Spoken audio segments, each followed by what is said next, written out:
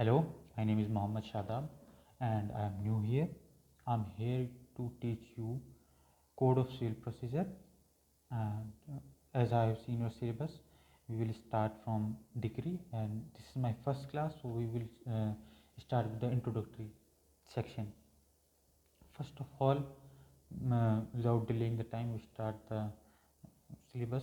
If there is any occasion when we will meet face to face, then we will discuss about everything else, how to study, how to not, as now we are not in that condition, so we will study according to these. I will record these videos, and if there is any query or if you find any difficulty in this thing, then you can text me or you can contact the other teachers and from them you can get my contacts and you can text me if there is any difficulties or there is any query, or you find that something is not, I can't explain it properly, so you can tell me that thing also. We will study in mix Hindi and English, हम दोनों में चलेंगे ताकि maximum लोगों को उस चीज़ समझ आ सके, हम मैक्सिमम लोगों तक पहुंच सकें उस टॉपिक पे मैक्सिमम लोगों तक समझ सकें। तो सबसे पहले जो हम टॉपिक कर रहे हैं इस सिलेबस में आपके जजमेंट पहले दिया हुआ है, लेकिन हम पहले डिक्री कर रहे हैं। डिक्री, हालांकि हम इन चीज़ों को नॉर्मली एक सबसे पहले उसको किस तरह एक लेमैन के हिसाब से पढ़ेंगे, फिर हम एक लॉ स्टूडेंट के हिसाब से उसकी डेफिनेशन और उसे समझने की कोशिश करेंगे। हमें सबसे ज़्यादा ज़रूरी है कि हम उसको समझ सकें।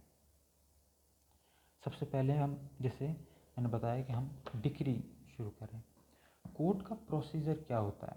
सिविल कोर्ट का सिविल, सबसे पहले तो जो सिविल लॉज हैं, सिविल मैटर्स हैं, वो बहुत हमारे लिए बोरिंग हो जाते हैं, हमें उन्हें क्योंकि कनेक्ट नहीं कर पाते। क्रिमिनल मैटर्स हैं, एब्डक्शन, मर्डर, ये जब आईपीसी आता है तो बहुत ही इंटरेस्टिंग लगता है, कॉन्स्टिट्यूशन इंटरेस्टिंग लगता है, क्रिमिनल प्रोसीजर, कोर्ट, पुलिस वगैरह सब इंटरेस्टिंग लगता है।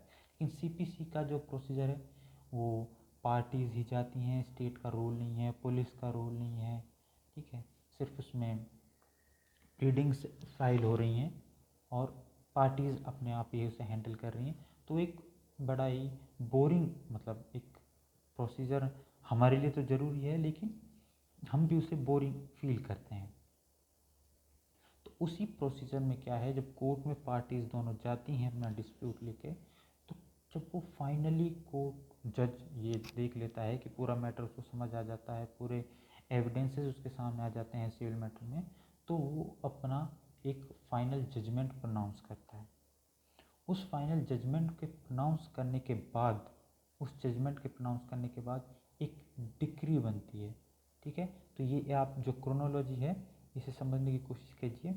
पहले जजमेंट आता है, उसके बाद डिक्री आती है। क्रोनोलॉजी समझिए आप। प्रोसीजर है पूरा चला, जो आप अगर आपने जो इससे पहले सेमेस्टर में है उसमें पढ़ा होगा, या उसमें अभी हम जब एग्जीक्यूशन और बाकी की चीज़ें पढ़ेंगे तो भी हम बताएंगे। प्रोसीजर है, उस प्रोसीजर के होने के बाद एक जजमेंट आता है और उस जजमेंट के बाद एक डिक्री क्रिएट की जाती है। अब उस जजमेंट और डिक्री में क्या डिफरेंस है ये भी हम पढ़ेंगे। जब हम जजमेंट और डिक्री दोनों कर लेंगे तो हम डिटेल में डिफरेंस पढ़ेंगे। अभी तक ये जानना ज़रूरी है कि जजमेंट तो जो जज बोल रहा है, जिसने बता दिया कि ये पार्टी जीत गई है, ये पार्टी लूज़ कर गई है, ये जजमेंट है। डिक्री क्या है? उस जजमेंट के बेसिस पे एक डिटेल्ड डॉक्यूमेंट बनता है कि जो पार्टी जीती उसके ये राइट्स होंगे, वो उसको अपनी प्रॉपर्टी से बेदखल कर सकता है, वहाँ पे जो उसने बनाया है उसको तोड़ सकता है, ये जो भी उसके एक लेंथ, जो भी उसके राइट्स होंगे उनको डिस्कस करेगा। ये होता है डिक्री। तो डिक्री क्या है? एक फॉर्मल एक्सप्रेशन है, उस जो भी डिसीजन दिया है उसका एक फॉर्मल, कहते हैं ना कि एक पूरा डिटेल्ड एक्सप्रेशन।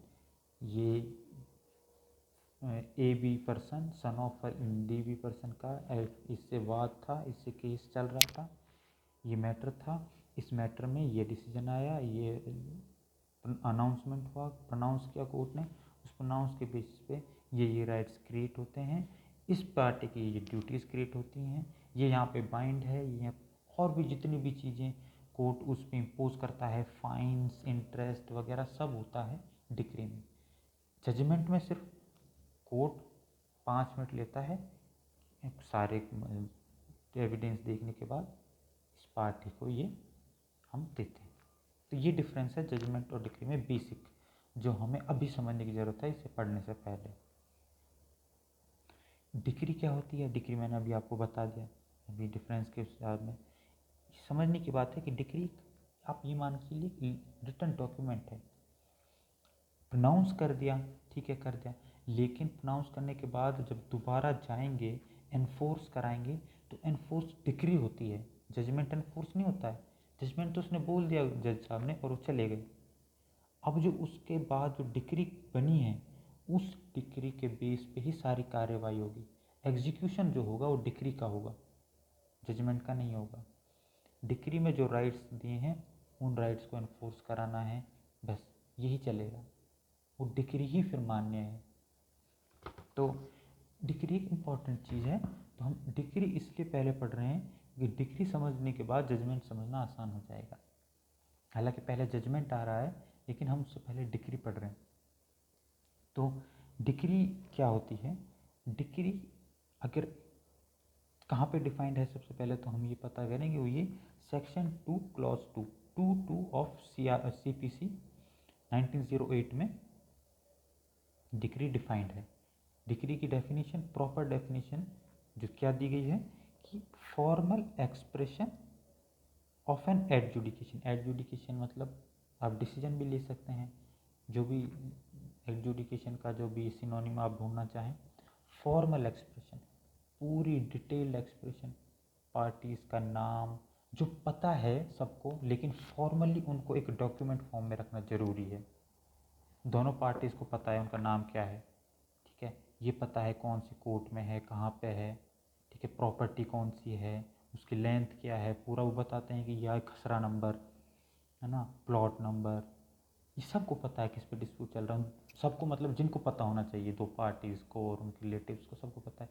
लेकिन फॉर्मली एक्सप्रेस करना, ठीक है, तो फॉर्मल एक्सप्रेशन ऑफ एडजुडिकेशन, एक ये इंपॉर्टेंट लाइन है, formal expression of an adjudication which as far as regard the court express, court ही एक्सप्रेस करती है इसे, conclusively determines the rights of parties.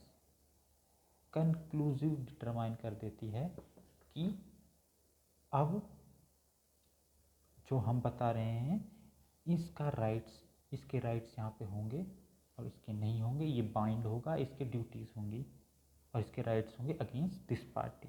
Conclusively determine the rights with regard to all or any of the matter in controversy then suit. Suit में जो भी controversy थी उसके regarding सारे राइट्स डिटरमाइन कर देगी। तो एक हम इस डेफिनेशन को भी सिंप्लीफाई करना चाहें तो किस तरह करेंगे कि formal expression of a decision या formal expression of judgement which finally determine the rights which were in controversy in a suit. जो एक सूट में कंट्रोवर्सी में थी, जो सूट का मैटर थी, उसको फाइनली उसके राइट्स डिटरमाइन कर दे, वो फॉर्मल एक्सप्रेशन, उस फॉर्मल एक्सप्रेशन को कहा जाएगा डिक्री। ये तो एक डेफिनेशन है डिक्री की जो सीपीसी में दी गई है और जो हमें याद करनी है। सीपीसी के सीपीसी में जो प्रॉपर डेफिनेशन डिक्री की दी है वो ये दी गई है। उसके बाद बेयर एक्ट में ही बताया है, जो हम सीपीसी का बेयर एक्ट है उसी में लिख रहा है कि डिक्री जो है दो तरह की होगी, preliminary and final. Final decree से हम समझ ही रहे हैं जो फाइनल जजमेंट होगा, उसके बाद जो फाइनल डिक्री बनेगी कि ये सब हो गया है, तो अब इसके बाद जो बनेगा वो होगा फाइनल डिक्री। प्रीलिमिनरी डिक्री क्या होती है? प्रीलिमिनरी डिक्री ये जब हम पढ़ेंगे कि काइंड्स ऑफ डिक्री, डिक्री के काइंड्स क्या हैं, तो उसमें मैं बताऊंगा कि प्रीलिमिनरी डिक्री और फाइनल डिक्री क्या क्या होती है। बस ये है कि प्रीलिमिनरी डिक्री जब सूट चल रही होती है तो उसके बीच में कोई मैटर अराइज हो जाता है तो उसमें जो डिक्री दी जाती है वो प्रीलिमिनरी डिक्री होती है, वो लिमिटेड राइट से डिटरमाइन करती है। और जो कंक्लूसिवली राइट डिटरमाइन करती है उसको कहते हैं फाइनल डिक्री, ठीक है। मतलब कंक्लूसिव राइट्स तो दोनों डिटरमाइन करते हैं, प्रीलिमिनरी भी और फाइनल भी, लेकिन प्रिलिमिनरी लिमिटेड जो राइट्स हैं, जो लिमिटेड मैटर है उसको डिटरमाइन करती है। एक न्यू एक ये अलग जो सूट से अलग कोई मैटर राइज हो जाता है, सूट से ही रिलेटेड, लेकिन पर्टिकुलर सूट जो उसका सब्जेक्ट मैटर है वो अलग होता है, वो प्रिलिमिनरी डिग्री से डिटरमाइन होता है। एक जो पर्टिकुलर सूट है, जो उसका मोटा मोटा जो उसका सब्जेक्ट मैटर है उसको जो डिटरमाइन करती है उसको कहते हैं फाइनल डिग्री। इनको हम और डिटेल में करेंगे जब हम पढ़ेंगे काइंड्स ऑफ डिग्री पढ़ेंगे। इसके बाद डेफिनेशन में डिग्री में कुछ और चीज़ें भी इंक्लूड की गई हैं, जिनमें क्या है पहली चीज़ तो है रिजेक्शन ऑफ प्लेंट। प्लेंट आपने पढ़ा होगा पुराने सेमेस्टर में। प्लेंटिफ है वो प्लेंट दायर करता है तो उसको रिजेक्ट करती है जब कोर्ट किसी भी ग्राउंड पे उसमें कोई डिफेक्ट होता है तो रिजेक्शन ऑफ जो प्लेंट है वो भी डिग्री माना जाएगा। And the determination of any question under section 144 section जो सीपीसी में है, जो बात करता है रेस्टिट्यूशन की जो बात करता है उसको भी कहा जाएगा डिग्री। यानी कि जो डेफिनेशन पढ़ी हो तो डिग्री है ही, उसके अलावा रिजेक्शन ऑफ प्लेंट और determination of matter under section 144, इन दो चीज़ों को भी डिग्री कहा जाएगा। 144 में क्या है, 144 में रेस्टिट्यूशन है।